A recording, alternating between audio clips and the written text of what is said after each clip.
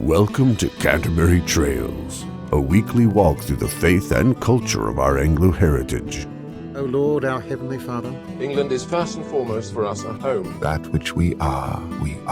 Forth now, fear no darkness. One equal temper of heroic hearts. grant that all our doings may be ordered by thy governance. It's the man who's only thinking about doing a good job or telling the truth who becomes really original. Made weak by time and fate, but strong in will. And then all the host of Rohan burst into song, for the joy of battle was on them. To strive, to seek, to find. Through Jesus Christ our Lord. And not to yield. You have got to be happy in those quiet moments when you remember that you are alive. Amen.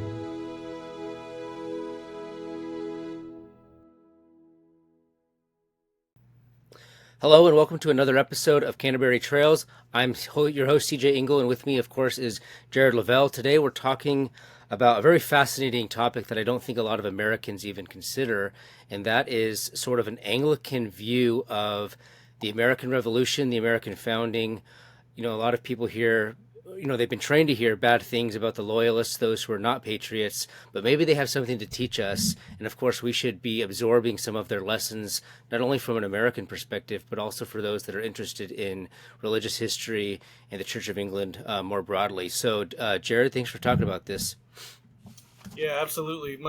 Our discussion today is going to kind of build off of a talk that I gave a few months ago at a conference hosted by John Harris on Anglicans and the Founding. So at that conference, several people presented talks on different perspectives from different denominations, their role in the founding of the United States of America. So the talk went really well. So I thought it was worth discussing a little more and going into a little more detail in terms of understanding what it is that the Anglicans brought to their perspective on the founding, which a lot of the feedback I received was from several people after giving this talk was I've always heard the Puritan view, or I've always heard a kind of a Presbyterian view of famous Presbyterians that were involved in the founding, but I never heard from an Anglican perspective. So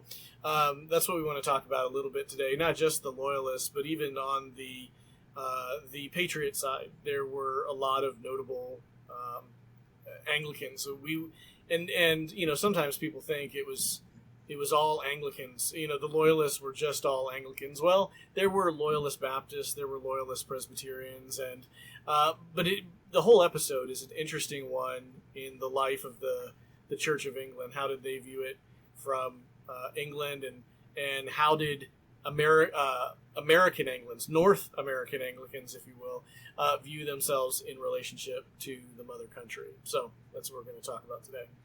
Yeah, I'm curious because, we don't hear a lot about this perspective, obviously, for a variety of different historical reasons. But, you mentioned the feedback you got, but in general, did people find this interesting? Yeah, I got it. It was a lot of positive feedback in terms of saying, yeah, I've never heard that before. It was very interesting, and so I got nothing but positive feedback. I mean, you and I have talked about this a lot actually over the years, even before we went down the religious path. But the story of the founding actually has a lot of mixed analysis. There are critiques to be made. And, obviously everyone recognizes that we live in a world of political and moral chaos. And maybe some of the insights or critiques that the Anglicans would have had actually bear on our present circumstances. Is that kind of what you were driving at here? And then we can dive in. Because I noticed I was just reading your lecture here. You broke it down into 3 points: culture, constitution, and critique. So that critique element there at the end, they actually do have things to say, and we should pay attention to what was going on there, because there was a major faction of interest groups at this time that very much were deists and that very much did reject religious foundations of society, and they would have opposed this whole so-called Christian nationalist project. But maybe the argument that they were making for this absolutist concept of freedom actually did undermine America in a variety of different ways. Mm-hmm. Yeah, so during the founding, what you had was really a compromise between conservatives and liberals. You have liberals that would be people like Thomas Paine, Thomas Jefferson to a degree, that tended to articulate the goal of the founding in universal and absolute principles. The idea that governments everywhere are created by the consent of the people and exist for the purpose of protecting natural rights. And when they fail individual to do rights. so, natural individual rights that when they fail to do so, it is the right of the people to alter and abolish them, right? So that's a very universalist kind of principle. It's not something that comes out of British common law. It doesn't come out of the English tradition. This is an absolutist principle that is almost a plagiarism of John Locke. It's a Lockean principle. And then you have those in the Revolution that were more conservative, that saw this whole project as being about conserving the rights inherited as Englishmen. So they would say, we came over here, it wasn't, we were never taxed before, we were never under the sovereignty of Parliament. The sovereignty that we had, to the extent we had any, was under the king. That's what united us in the empire. Parliament never legislated here before. We legislate locally. We have our own courts. And one of the things that Britain was trying to do was to have certain crimes, have them tried back in England rather than in the colonies. And so they said, we just want to preserve those things that we've always done and inherited. Now, one of the little wrinkles, even for the conservatives in that, even if you take the principle as I just stated it, this kind of inherited rights principle, and you're just trying to conserve it, the wrinkle in that comes with the historical event, which was the French and Indian War. So that is what really threw everything off. Because the conservatives can say, legitimately, we're trying to preserve the rights as Englishmen. But the event of the French and Indian War, what that did was it ran up a lot of debt for the British government. They ran up a ton of debt, and this debt was acquired in pursuit of expanding the English colonial holdings in North America and removing the French out of the West. So the French and Indian War was really started by the colonists. And if you want to really narrow it down, Fred Anderson's book called The Crucible of War is probably the best book out there on the French and Indian War. He focuses on George Washington specifically. If you want to blame it on one person, George Washington kind of started the French and Indian War in his conflict with the French out in what's now Pittsburgh area. And so Benjamin Franklin was also a part of this with the Albany Congress, trying to get all the colonies to unite together in exchange for British support. The British had been trying to rule the colonies more efficiently, and the colonies had resisted that.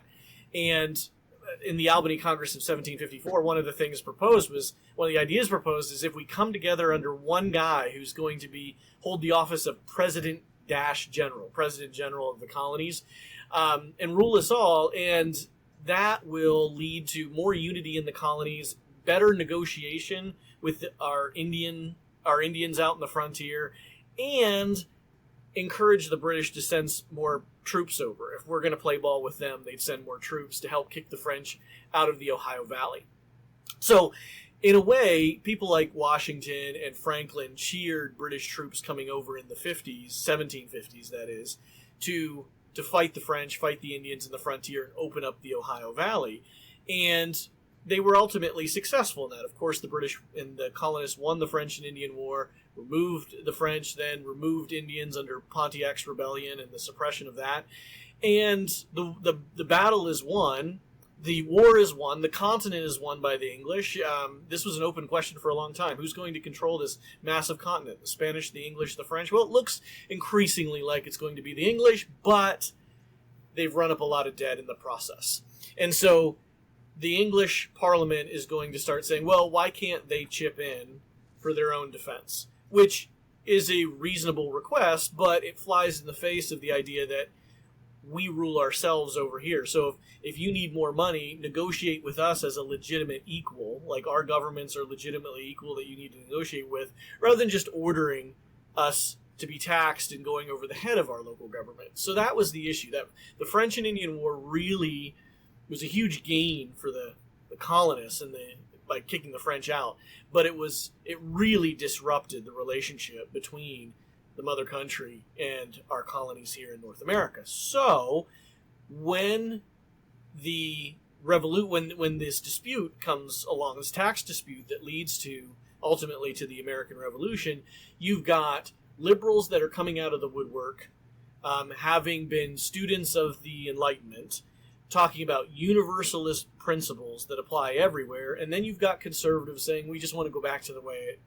way things were, kind of before the French and Indian War, where we always just governed ourselves. So that's the split. And they in the Revolution, what you end up seeing is a compromise between those two sides. And those two legacies, those two arguments for the Revolution have persisted in American politics down to the present. And a book I know you're familiar with, because we've talked about it for years, is The Great Debate, which articulates this very well. The birth of left and right in the United States, where you have Thomas Paine and Edmund Burke. Of course, Edmund Burke is not an American, but he articulates these conservative principles that live on even in the American legacy. And when you get these two different sets of ideas, both grounded in the American Revolution, but tending to battle it out. One is more individualistic based, that's the Thomas Paine liberal side, and one is seeing rights more as something that are inherited and that are derivative from the natural order. Yeah, exactly. So, I mean, I think we're going to touch back on that at the end, because you can see this in the way that the cultural left presents its case and basically leans into the momentum that it has. All of it's based on the rhetoric of Lockean liberalism. It's funny because I see this right here in Tennessee. If anyone's watching this, knows that I've just moved to Tennessee, but you can see this. There's some signs, as is true everywhere, of the gay revolution, the sexual revolution, all that stuff. Well, their rhetorical framework for justifying their own rights here is the Gadsden flag, right? Like, don't tread on me. I'm an individual. I can do what I want on my own property. And you can kind of see just that language that we used to attribute that to like Tea Party, conservative Christian types. Well, why shouldn't the left use that? Like, what, the government shouldn't be able to say what I do in the bedroom. Like, those are libertarian, Lockean, Painian arguments that you see all over the place. And so people don't realize that rhetoric that we hold so dear, it's sort of something that's we use to identify ourselves as distinct from collectivism or communism or all those things. This is what it means to be an American. Well, now that's being mobilized for this left-wing purpose. And maybe that trajectory has actually always been there, just waiting to be weaponized against conservatism. Because if it's true, as people have thought about the fact that Paine argued that the individual should be able to choose his own destiny, his own life, his own reality. I mean, maybe that's the logical conclusion of that. So why shouldn't an individual be able to change sexes? I mean, that's a logical outcome of this. Obviously, Tom Paine would be aghast, at the idea of that. But I mean, why shouldn't that be a logical conclusion of the things that they were arguing? And so maybe there are some insights that the English traditionalists, including the Anglicans, may have made that we as conservatives should lean on in countering the trajectory of the left. Yeah, I mean, it was Paine who said, we have it within our power to always to begin the world anew. Mm-hmm. And so the idea that you can just reinvent yourself anytime you want to, you can decide society is this artificial construct that can be torn down and rebuilt, and needed to be from time to time.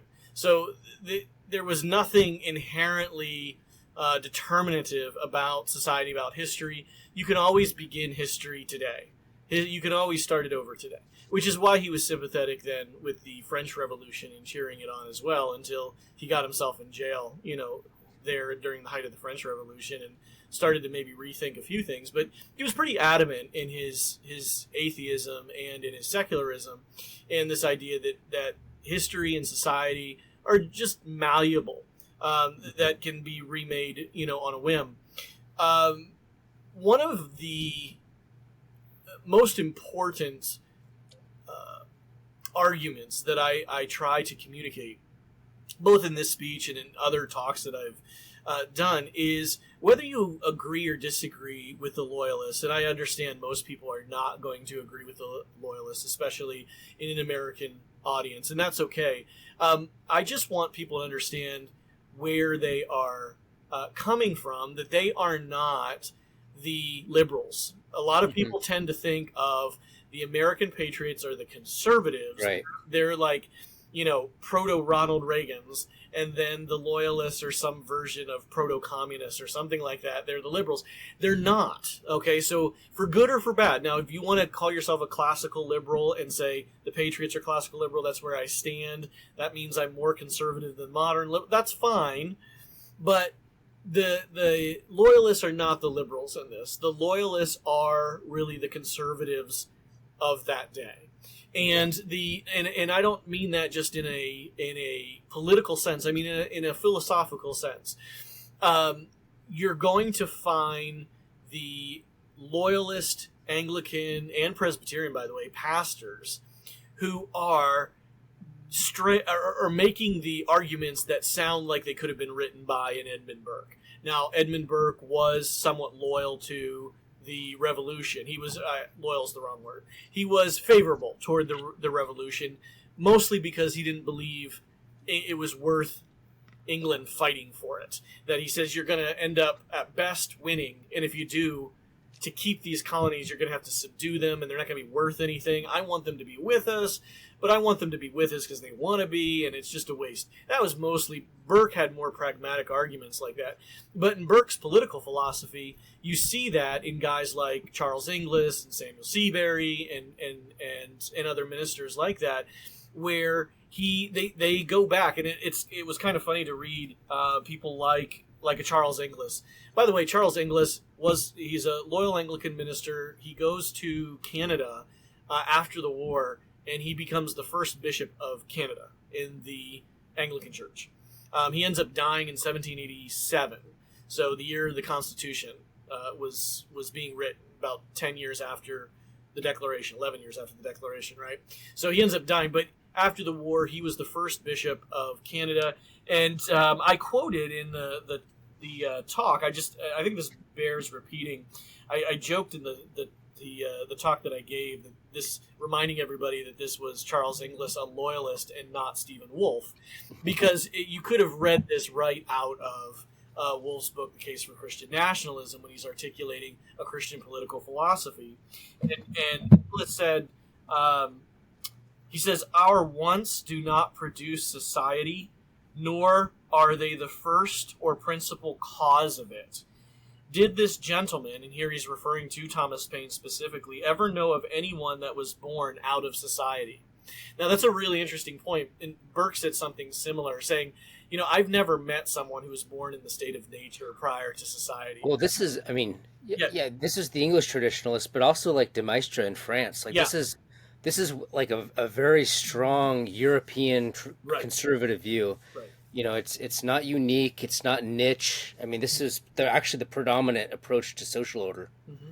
So this is recognizing we are products of society. We don't we don't come into being as individuals and then create society. There's only two people that we can claim biblically ever did that, Adam and Eve. Everybody else was born as a product of some society, some order beyond them. And even with Adam and Eve, you could say that they were born into a created order as well. They weren't just free to invent themselves, right? They were created for each other and for a purpose, maintaining the garden, right? So this is what Inglis is saying. This idea that we begin in the state of nature, which was the the philosophical construct of the modern philosophers in order to come up with some understanding of the basis of government. And after divine right monarchy was passing off the scene, you start seeing this with Hobbes and then with Locke and then Rousseau, a new basis for government, because divine right, nobody believes in divine right monarchy anymore. So Inglis says nobody has been born outside of society, and Paine's whole philosophy is rooted in the idea that human beings exist, then human beings out of convenience begin to socialize with each other, and then they conclude, it'd be good to have some rules to govern us, and then they create a government. So Inglis continues, are we not by an act of providence in our birth made members of society? A state of society is the natural state of man. The natural state of man is in society. This is straight up Burkean as well. That Burke talks about the deep and mysterious are the ways in which we come into dark and mysterious are the ways in which we come into the world. We don't get to choose who our parents are, what our country is, what language we speak, our religion. We come into the world as an act of providence, completely outside of our control. A state of society is the natural state of man, and by the constitution of his mind and frame, he is fitted for it. Not only his wants and weaknesses require it, but his inclinations. His noblest faculties impel him to it, and the more perfect those faculties are, the better he is fitted for society. As nature has thus made us members of society without any choice or will of ours, so whatever happiness or perfection we are capable of can only be attained by society. So, in Paine's view, and this was in Rousseau and others, society is a corrupting influence, and people are born naturally good, or at least trending in the right direction, and then society gets corrupted and corrupts you. And this is famous in Rousseau, where Rousseau in his Confessions kind of does a retelling of Augustine's Confessions, where in Augustine's Confessions, Augustine is telling this story about, stealing the fruit when he was a kid, rooting it in his own sinfulness, that he didn't even want it. It was just the desire to have something. And in that, Augustine articulates this idea, what we would call original sin. And for Rousseau, there's no original sin. It's society that is corrupted. It wasn't the person who wanted it. It was private property. It was prices. It was social institutions that create these false desires and corrupt. And what we need to do when society becomes corrupt is kind of strip everything back to the primitive and let man go back to his natural domain and recreate society. It'll be a healthier society that way, because you're stripping everything down, getting back to man's natural goodness. And what Inglis is saying here is what the conservative philosophers had been saying for a long time, is that man as a social creature is created for society, and society is not what corrupts man. It's not that government and church and family, all these institutions corrupt man. They actually point man toward a more perfected state. They actually scrape off the rough edges, right? So if you think of a family, a small child without a family is always going to be saying mine, hitting the other kids and taking all the toys. And if you let them go on like that long enough, nobody's going to want to play with them, right? Nobody's going to want to be around them. It's parents that come in and say, now you can't do that, right? And if you do, there's going to be a punishment. And they chip away at the rough edges to make the child able to interact with other human beings in a positive way. The same thing with the church, right? The church also has this shaping effect that teaches about sin and hell and punishment and goodness and truth and love and salvation and all of this that directs people toward the good, that by grace changes the heart so that you want to do good through the Holy Spirit, right? Government. Again, governments are far from perfect, but government, the sword, is used as an extreme measure to discourage socially unproductive, socially destroying behaviors. And so these institutions don't corrupt people. They actually contain people that point them toward being, I hate using this phrase, but for lack of a better one, their best self, right? They have a positive influence in shaping. And so this is the framework Inglis is drawing on, and when he's making his argument actually against revolution in this case. And wherever you might disagree with him, and however you might disagree with his ultimate conclusions against the revolution, you might say, nah, I'd still be for it. That's fine. But note that the framework upon which he is drawing is not some liberal one saying, well, we just need to obey the government because we need to have socialism or something. That's not anything that he's talking about. He's drawing on the same conservative assumptions of and views of society going back to really Aristotle. Yeah, let me just resituate ourselves, because we basically started with the critique, but I think it's really important, because if we're going to talk about the role of the Anglican thought in the American experiment, maybe, or the American founding, it's important. What you're saying is it's important to take these lines of thought into account, because we basically have this story, and a lot of this, I think earlier generations of Americans, especially leading up to the 1960s, maybe, they had an understanding of American history that was a lot more complex. I think we've stripped out all of the complexities and basically have this one myth, and that's that the whole project, what everyone was interested in, all the founding fathers, was individual liberty. And that's the only thing we can say about it. And that defines the American ethos today, is just, if you're committed to, and it's funny because people will say, that's basically a very libertarian approach to society to talk like that. And people will say, but American society in the 20th century is totalitarian. It has nothing to do with libertarianism at all. And the point that I make, and I've said this again and again in an essay that I did for an anthology edited by Dr. Gottfried, is that it's true that America suffers under a bureaucratic totalitarianism, but its self-justification for almost all of its action is this social permissiveness, this individualism. Right. And so we have this interesting situation where bureaucracy, totalitarianism, managerialism grows year by year under the guise of individual libertarian. Right. Exactly. And people don't get that. Yep. It's like, that's the story we tell ourselves.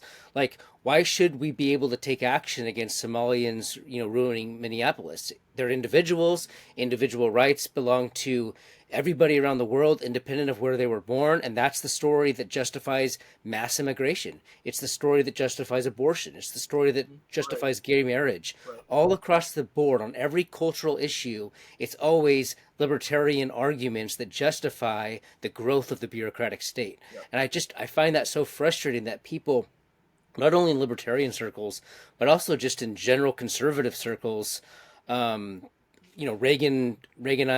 Ayn Randian circles, they just cannot see this connection. But it's everywhere you look, and the antidote is to digest the insight of the Anglican thinkers, I think. Yeah, one of the illustrations I like to use when I talk about this topic in American government or something like that I've taught over the years, is thinking of those big balloons, those human body balloons that you can get in and bounce around. You know what I'm talking about? Mm-hmm. They're fun. You can get in the water or whatever, and they're meant to bump into each other, and you roll around in them. If you can, I forget the exact name of what they're called, but I would assume our audience knows something of what I'm talking about. But that conception of the human being within that body balloon, that's his bundle or her bundle of rights within that balloon. And you have the right to bounce around wherever, and you've got that protection of rights, of individual rights around you.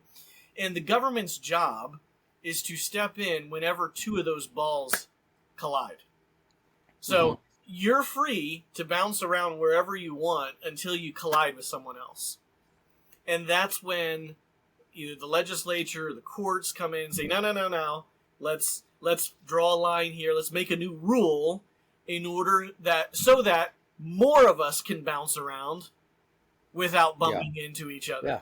Right? And that is our basis really for law. So you get more and more positive law, and bureaucracy and codes and rules and all of that, and Supreme Court cases, it all grows on this idea that we've got all these people around with these bundles of rights that make a little sphere around them, and they keep bumping into each other. And every time they do, we need another rule, we need another code, we need another agency, we need something so that everybody can bounce around and the party doesn't have to stop.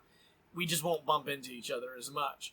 And so, in contrast to that view, I would suggest that going beyond individual rights, we understand rights as something that defines certain collectives. I know we bristle at a word, collective. We don't want to have collective anything in America, but there are good collectives, right? Your church is a good collective. Your family is a good collective, and even your government, properly constrained, properly limited within bounds, is a collective. It provides a kind of national or state identity, a county. So these are collectives, and these collectives work to create order within their sphere, within their framework. And it's funny because take a libertarian like Murray Rothbard. I've gleaned some insight from him, but he's someone I know that was formative for both of us. If you look back at his conceived in liberty history of the American Revolution, the entire thesis of the way he approaches history is this power versus freedom, right?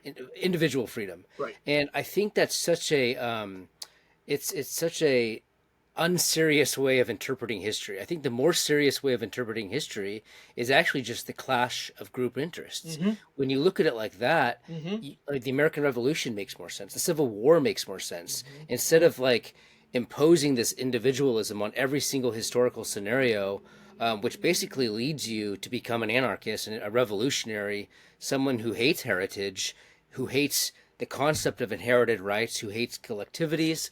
It actually puts you into an antisocial mold, and when you approach society like that, it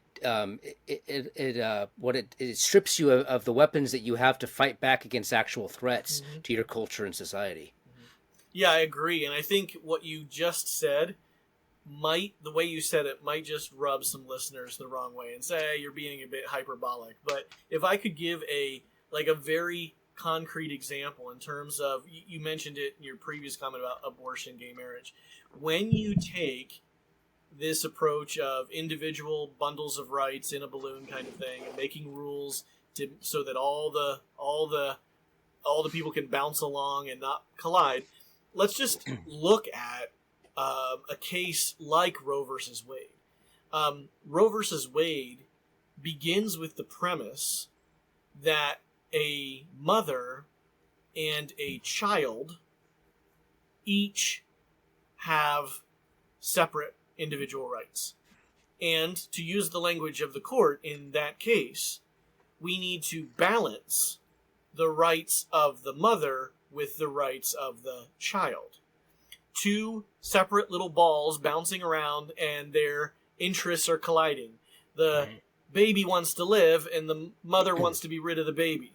And we've got an instance where two balls are bouncing into each other, and we need a rule in order to best protect each set of individual rights. And so what you end up getting in Roe versus Wade is that trimester framework. In the first trimester, the woman's rights are at their highest. She can basically abort for any reason.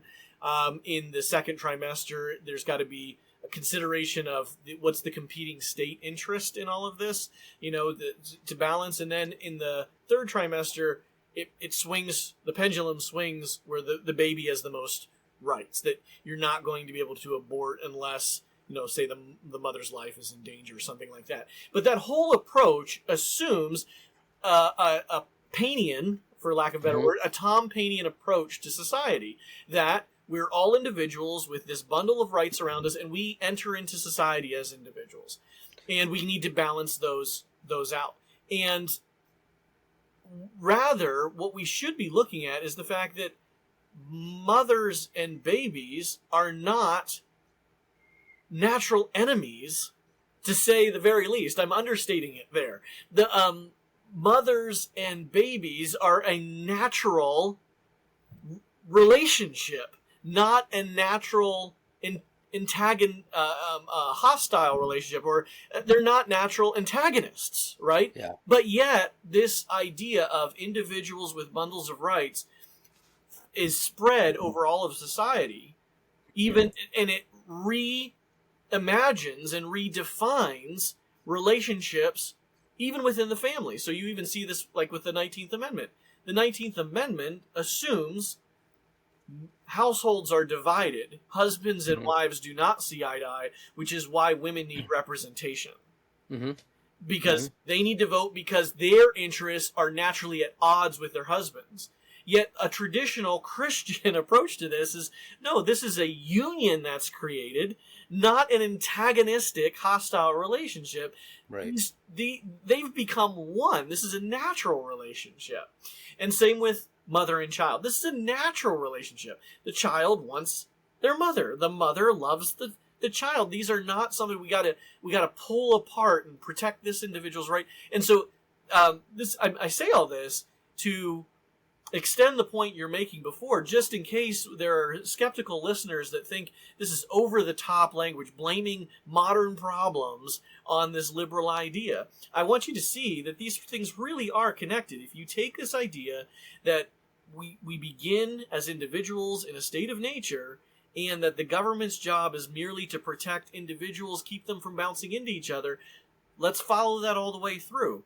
Now, of course, the founders would not have maybe drawn the same conclusions living in an earlier day. But if you take that strain of thought and bring it down to the present, yes, why should we need to get involved to make sure women are represented against men in contrast. Yeah. We need to get involved to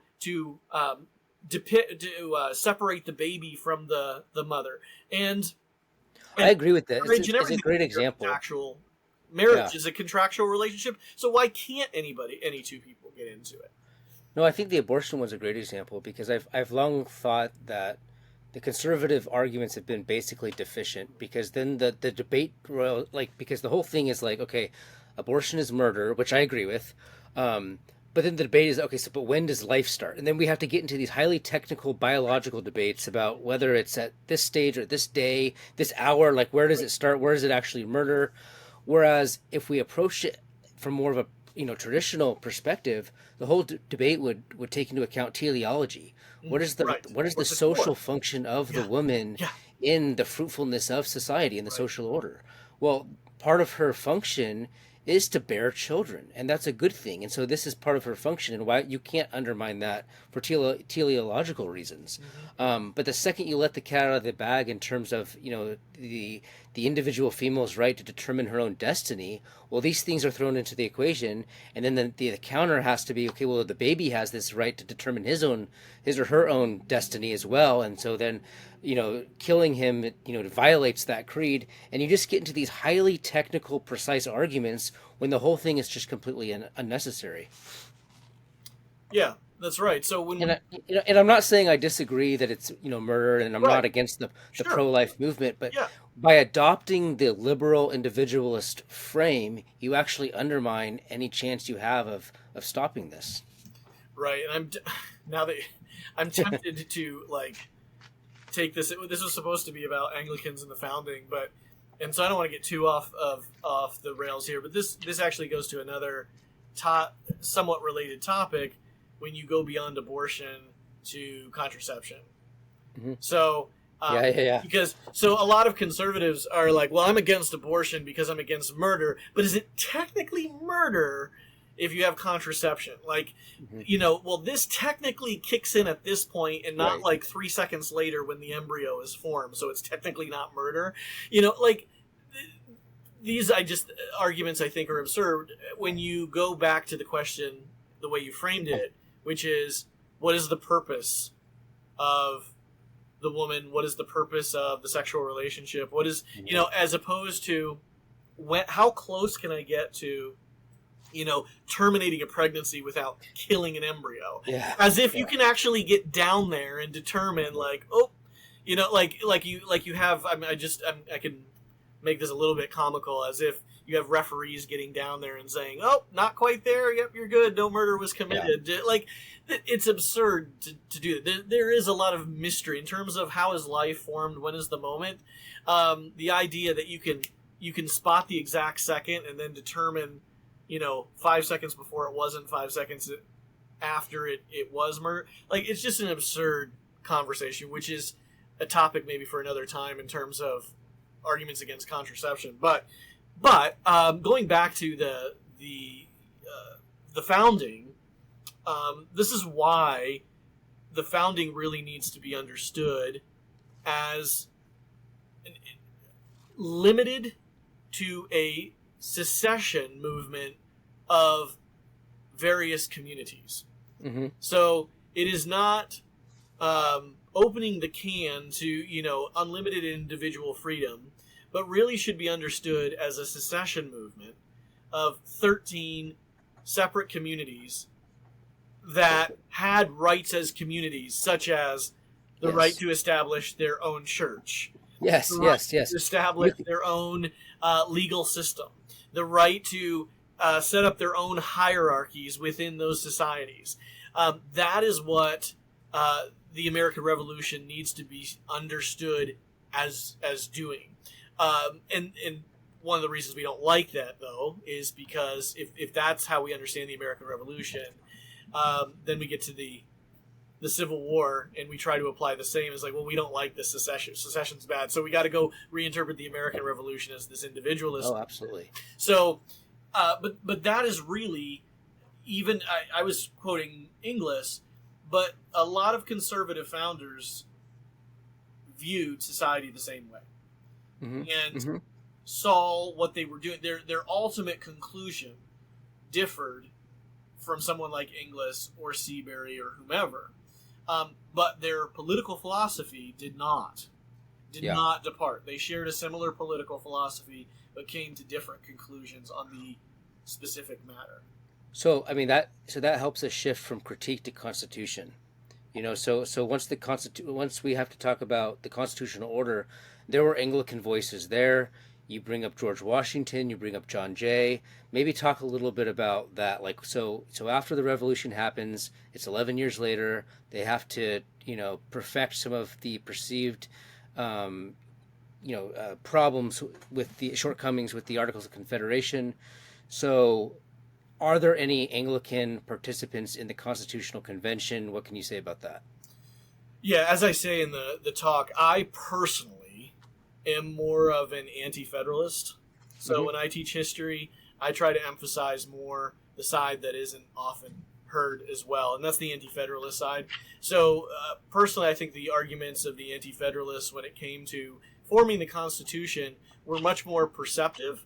If you read them, even today, and most people haven't, they look like prophets predicting exactly what would come about, whereas someone like a James Madison, who I personally consider as very overrated as a thinker, comes off as quite short-sighted. I think if you look at his arguments, the arguments come off as like, this won't happen because society will work with these checks and balances, and this will work out great. Whereas you read the Anti-Federalist warning of the worst, and it's like, well, how in the world did they know that? So I personally tend to be on the political philosophy more of an anti-federalist in that context. However, a lot of the Anglicans in the colonies were on the Constitution, the Federalist side, and I do respect them for that, in that they recognized that once you want to call it a revolution, secession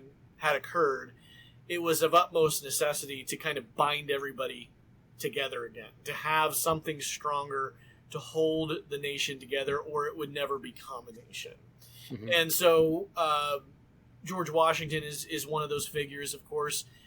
He was the president of the Constitutional Convention. That sounds like a fancier title, or a more important title than what it really was. He didn't have to say anything. He just chaired the convention. But that was not nothing. It was significant that he did it. In fact, Madison was the one pushing that he come chair the convention, because just by having him there gave the convention a lot more legitimacy than it otherwise would have. A lot of people were skeptical about it, but if Washington's a part of it, then it must be okay. That was the way a lot of people thought about it. So he was the president of the convention. His endorsement was the most important contribution, his most important contribution to the convention. And then, of course, there was John Jay, he was the minority writer in terms of those Federalist papers, or the Federalist. He only wrote 3 of them. But I would say there are 3, personally, I think 3 of the best ones that he wrote toward the beginning. And Jay was a very devout Anglican. Sometimes you hear people talking about all of the founders were Christian because they belonged to some church, and that's true. Their names were on a roll of a church somewhere. Pretty much everybody was. But there were some founders that were agnostic, that had their name on a roll, or kind of inherited their Christianity, and then there were some that were truly devout Christians. Jay was one of those, and I would say Jay was probably one of the most devout Christians of our founders. In terms of his orthodoxy and in terms of his orthopraxy, his commitment to the faith. So he was also one who favored union, and his contribution goes beyond just the Constitutional Convention. He was the first Supreme Court justice, the first Chief Supreme Court Justice of the Supreme Court. He was performed the very important role as a diplomat. Washington pulled him off the Supreme Court to go to England as a diplomat, because he had proved he was a very good negotiator during the Revolutionary War. He was traveling all around Europe during the war, trying to raise support. He was in Spain, he was in France. And so he was sent over to England in the 1790s to negotiate peace with England, and he was not appreciated very much for what he did. He came back with what came to be known as Jay's Treaty, and a lot of Americans hated it, because especially those that were more Jeffersonian, those that were in the South, they hated it because they were more sympathetic to the French, and they thought Jay and Washington were bending over backward to avoid war with the English, and they thought, if anything, we should be more hostile to the English. And that's funny. If I could just jump in there, because my perception is that the southern colonies had more of an Anglican influence than the Puritans in the north. So how do you square that? Like maybe untangle that. Yeah, so that's a good question, actually, because during the war, the way it broke down was majority populations of any state tended to be pro-patriot. So, therefore, in the North, New England, the majority Puritan population tended to be patriot. In the South, where the Anglican Church was dominant, majority Anglican populations tended to be pro-patriot as well, especially as the war went on. I mean, the South was kind of iffy at the beginning of the war, and as the war got worse, by the time you get into the 1780s, 81, 82, 83, the Southern campaign, the Southern strategy, it got really nasty in the South. More atrocities were committed, and Southerners came more and more over to the Patriot side. Majority populations tended to be pro-patriot. Minority populations tended to be pro-loyalist, because they saw remaining under the English government as most conducive to their minority rights within their state. So Anglicans in New England were loyalist. And several episodes ago, when we had Joe Coletti on talking about old high churchman evangelism, he talked about this a little bit, how the Society for the Propagation of the Gospel, which took off in those New England colonies that were primarily Puritan. Anglicanism was growing in that region, but it was still a minority denomination. And New England Anglicans tended to be loyalists. By the same token, Southern Baptists, especially those living further inland on the frontier, tended to be loyalist. The reason why is because given their independence and their desire to be as far from government as possible, the choice between having a local legislature that can touch you, that can reach you, and having a government that's 2,000 miles across the sea, those are your options. They prefer the government 2,000 miles across the sea. They could do what they want off in the frontier. So you had Southern Baptists and also Southern Presbyterians. There were Southern Presbyterians in places like South Carolina where they were a minority to the Anglicans that were also loyalists. So that, I hope, somewhat helps untangle that, why is it Southerners who would be more Anglican or traditionally more Anglican, were hostile to a relationship or a peace treaty with England in the 1790s after the war. Well, Southerners tended to be more against England after the war for a couple of reasons. One, as I mentioned already, the war was most hostile in the South. So you had battles in the North that were pretty much contained. If you think of the Battle of either Bunker Hill, or the battles in New York, or Germantown, or Jenkintown, or all these battles in Pennsylvania, New York, Philadelphia, Boston, they were battles with armies, and Washington was mostly losing them against the British. When the war headed south in the second half, basically the second half of the Revolutionary War, when you had Nathaniel Greene and people like him down the south, they basically took a different approach than Washington. Washington only could understand basically European-style warfare, and because he didn't have the resources to compete, he basically got his butt kicked constantly. What the Nathaniel Greene and others understood in the South was, if you're going to win against the British, you don't fight European-style wars, you fight guerrilla wars. And so you have guerrilla activity against the British soldiers, and then that provokes atrocities by British soldiers against civilians, right? Because if you're attacked in a guerrilla war, it's like they're all enemies, kill them all, right? So in the South, and then on top of that, you got the slavery situation, where the loyalists, the British, are saying, telling all the slaves, if you escape your masters, come over to us, fight with us, we'll guarantee your freedom. That made the conflict more personal for Southerners. So then you have hostilities and atrocities committed against slaves, they were even more angry at British soldiers and committed atrocities. So the war got ugly in the South, which is again why the Southern states had a longer memory in terms of, a negative memory in terms of England. And so in the 1790s, after the French Revolution kicks off in 1789, Jefferson and Southerners tend to be on the side of the French. Hey, they're just like us. They're anti-English, throwing off the monarchy, throwing off the nobility. We're supportive of that. Whereas in the North, they didn't have, this negative opinion, as much of a negative opinion against England. They did a lot of trade. Their economy depended on trade with England. And so they were much more favorable to England. So Jay, being a Northerner, gets this treaty done with England where they make concessions to England. England makes concessions, and the peace is preserved.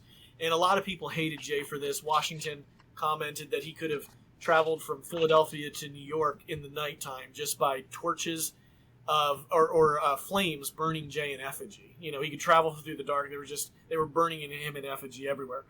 And so I say all that to say, even though Jay Treaty was not popular, it was necessary. I actually think Jay did the right thing in keeping the peace in the 1790s rather than risking a war with England, which would have been devastating when you're trying to get your country off the ground. So I see that as part of the contribution of various Anglicans under that Constitution stage.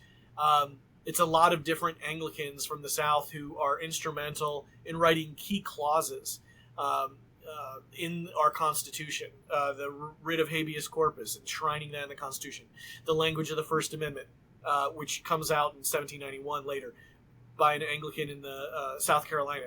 A lot of those key aspects of the document, as well as kind of preserving the unity of the nation, I think is due to Anglicans recognizing the need for something to replace what they just broke away from, that needing some kind of unity to put Humpty Dumpty back together again, so to speak.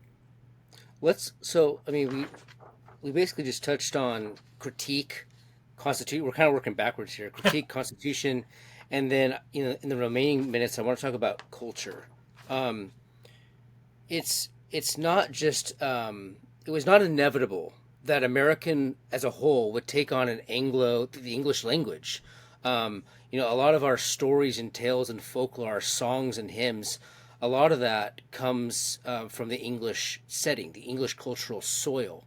And that's because of the predominance of the Anglican experience, not only in terms of those who had a healthy relationship with the Church of England, but also the dissenters, the Congregationalists. You can consider them as coming out of the ethos of Anglicanism.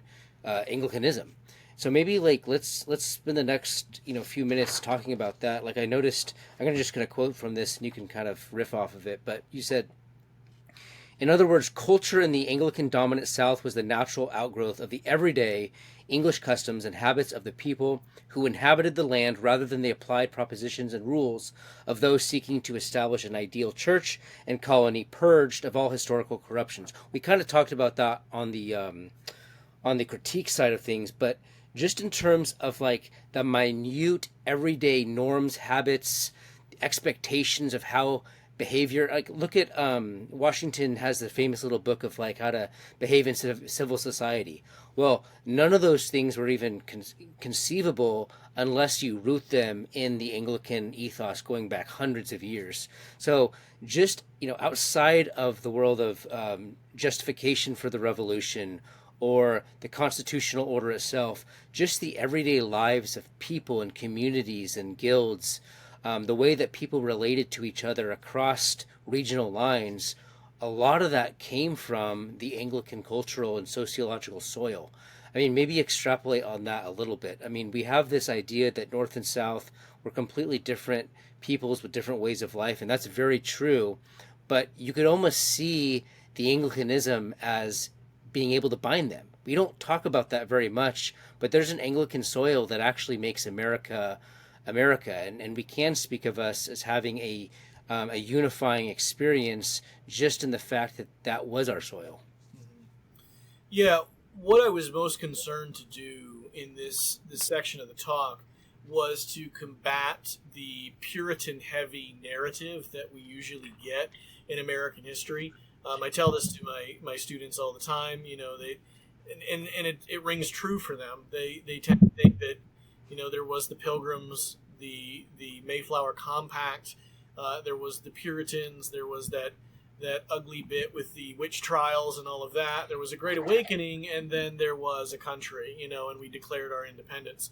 And that's a very Puritan dominant narrative, as if it was Puritan culture that created America. Now, there absolutely are aspects of American culture we can trace back to the Puritans. But my argument is that Puritan culture was limited mostly to New England. And so if you were running around in the 1600s, if you could insert yourself back in history and say, 48, just to pick a random year, nobody down in South Carolina, Virginia, Maryland, Pennsylvania are talking about their founding document, the Mayflower Compact. They hadn't heard of it, and if they did, they didn't care. And if they didn't care, they probably just hated it because it came from the Puritans, which most of the colonies did not like. And so I think there is something to be said about the approach that Virginia took when they established their colony. I don't want to romanticize the Virginia story. Any historian who knows anything about Virginia would be calling me out rather quickly on that, because it was ugly. I mean, Jamestown was not a fairy tale. It was ugly for quite a while until things got sorted out in Virginia. But what I will say is that in Virginia and in the South, you have a kind of assumed way of life rather than an attempt to set up an ideal way of life. Mm-hmm. So with the Puritans, when the Puritans came over and various other groups up in New England, it was to get away from something and to very intentionally start something new. God's errand into the wilderness. This was supposed to be the ideal model society that the rest of the world was going to look at and say, oh, that's how you're supposed to do it. And everybody was going to copy that. There was a great post-millennial hope attached to this project of going into the wilderness, setting up the ideal society, untainted by tradition, untainted by the corruptions of the Catholic Church or the Anglican Church. And when you create a society in that kind of culture, what you get is there's a pre-concern, a greater concern for who's in and who's out. So you're trying to set up society. What's the ideal, perfect way of doing this? And then who doesn't fit, get out, and who's in? Who's a true believer, who's not? That's where your focus is, as opposed to an Anglican society where it's the established official religion and everybody's kind of presumed to be Anglican already. There is, instead of trying to purify worship, you have a prayer book which you've inherited, from your mother country, and everybody worships this way. And there's less focus on who's really in and who's really out. It's just assumed everybody's in. This is our religion. This is our society. This is our way of life. And so it's the difference between, I guess a term today would be like navel gazing. Do you have a feel if you're playing a game, if you're playing basketball or something, you have a feel for the game, and you just your body moves and it has there's a muscle memory, or are you watching yourself kind of play the game? Am I doing this right, kind of thing? That's the difference between a New England society and the societies you see created in the South. There's less focus on am I doing this right, and there's more of just, of course I'm doing this right. We've done this before. We've taken over the world. We're a huge empire. This is the way you do it. Mm-hmm. And so there are practices that become ingrained and habitualized just through repetition, even unthinking repetition. And out of those practices, culture is formed. Right. And so that was my main point, is that Anglicanism among the colonies was not merely a regional religion like Puritanism was. There were no Puritans in the South. Okay, there were Catholics. They were a minority in Maryland, but outside of that, you really had no Catholics. Not very many at all. Very few and far between. You had Quakers in Pennsylvania, but outside of that, they weren't popular in many places and kicked out of New England. You had Baptists in places like Rhode Island. But Anglicanism, not only was it dominant in the South, it really, and I developed this more in the talk of how it really grew in New England as well, with the Society for the Propagation of the Gospel and seminaries like what's now Columbia in New York, which was King's College then. How it actually had quite an influence in states that were not officially Anglican. So in Pennsylvania is another one. My state, it's a Quaker state, freedom of religion, no established church, but a lot of Anglican influence in Pennsylvania. You talked about how William Penn's children joined the Church of England or became Anglican again, right? Yeah, right. So William Penn, of course, everybody knows he's a Quaker and founder of Pennsylvania, but his family was Anglican. His father was Anglican. He was kind of the quack that went Quaker, and it didn't last. His children went back to the church that they knew. So yeah, and then even up in Connecticut, you had Anglican churches being planted everywhere, it was Connecticut Loyalists that were the primary Loyalists went on to be the Loyalists during the Revolution in Connecticut. So it was not just a regional denomination or practice, but something that extended across all the colonies that provided some kind of common culture. And to dip into that just a tad bit more, I talk about George Whitefield, who was also an Anglican. I was going to ask you that, yeah. George Whitefield is not a model Anglican. Most of the Anglican clergy did not like him because he was such a revivalist, and he was, and I know a lot of people may not like to hear this, but he was a Big Eva megachurch kind of speaker today. He would be. Like, his theology was more sound, I would say, but he had the personality for it. He was a rock star, and he knew it, and he liked he kind of commercialized his ministry.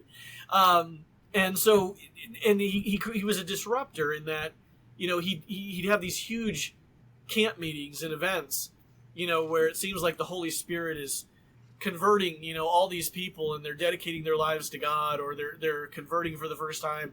And then it starts raising questions in your local parish, like, well, we're not seeing mass revival on Sunday every week, and the pastor isn't near as entertaining. Maybe he's not saved. And Whitefield would go on to say that. He'd you should really start questioning your pastor's salvation if he's not giving this rip-roaring fire and brimstone sermon on a Sunday. And so he created a lot of disruption within the church, yet he was still in the Church of England. He was an Anglican, and to his credit, did familiarize and popularize the 39 Articles among a lot of people. So he's very low church, very evangelical, but he did hold to the 39 Articles and popularize them. And so it was really interesting when I was doing research for this project that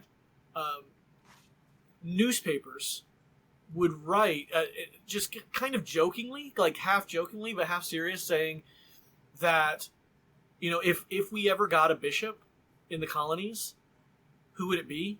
And if we ever had an official religion in the colonies, what would it be?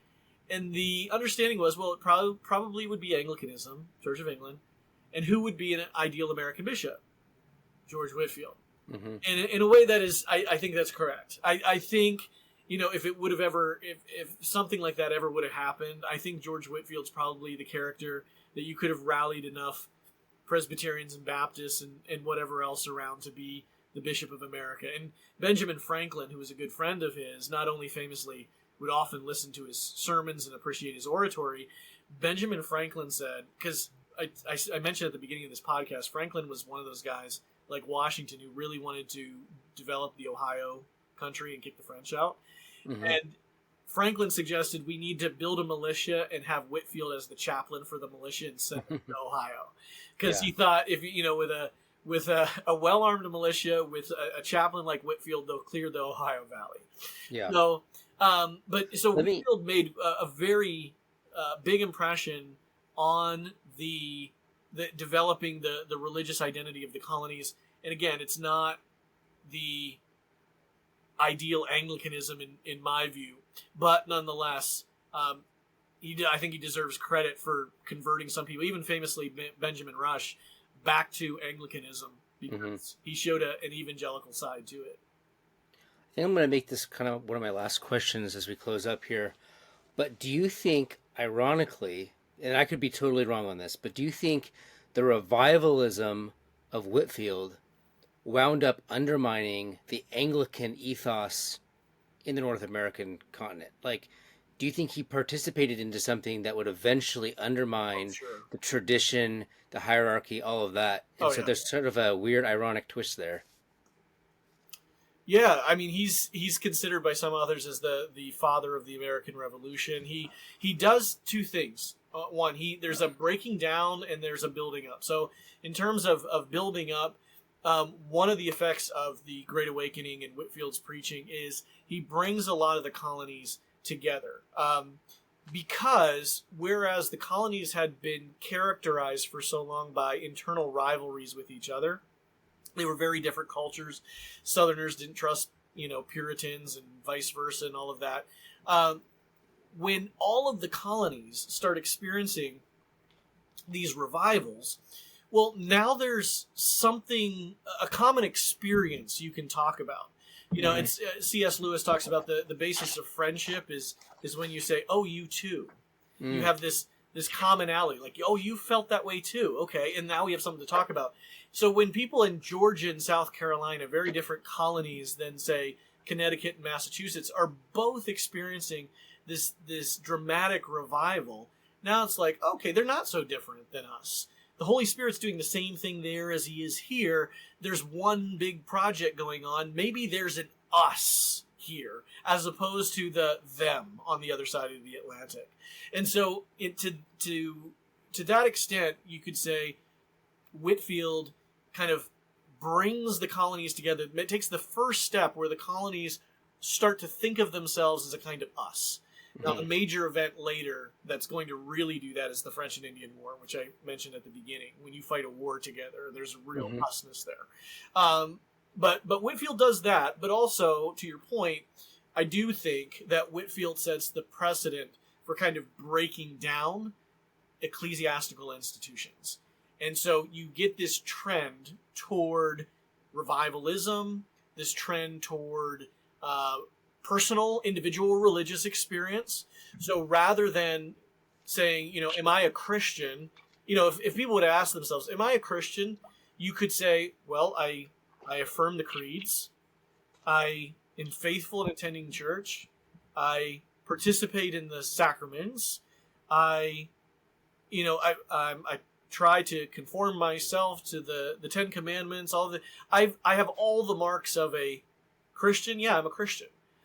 Whitefield comes along and says, but are you though?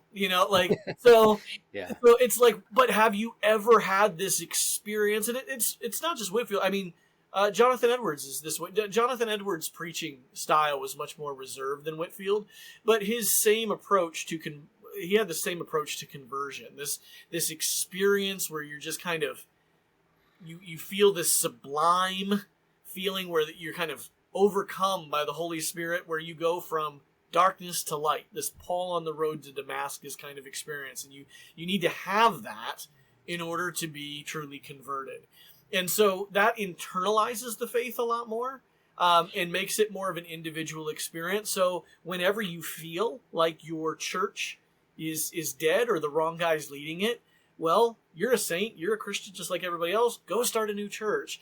And that happens, and of course this definitely characterizes the Second Great Awakening in the 19th century, especially with the expansion of the frontier. But I would say that the roots have been planted, or have taken hold. The seeds have been planted, I guess I should say. I'm mixing metaphors, in the First Great Awakening with Whitefield, really questioning any kind of institutional authority and making Christianity more of an individual pursuit. Yeah. Well, I mean, I don't want to go too far down that path, because I actually think that should be our next topic. I mean, that's sort of a part one, part two. What does it mean to be a Christian? And, to what extent has our emphasis on individual conversion sort of been a modern construct? But we should probably pinpoint that. And I think that's a great discussion. Just to mention this in passing, but just last week, Anglican and Baptist circles are ablaze with the news that Matt Barrett became an Anglican. And I think this little piece was part of that. The American religion in the 20th century was downstream from what you just talked about. And there is a revival in terms of rediscovering the Episcopalian tradition, and even just the transition from Baptist to Presbyterian. People are recognizing that religion is not just a matter of individual conversionism.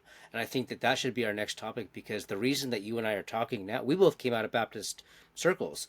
So we're part of this shift in the collective, if you could say that people are realizing that Christianity has to be so much more than this individual decision based on an experience that happened when you were 5 or 6 years old.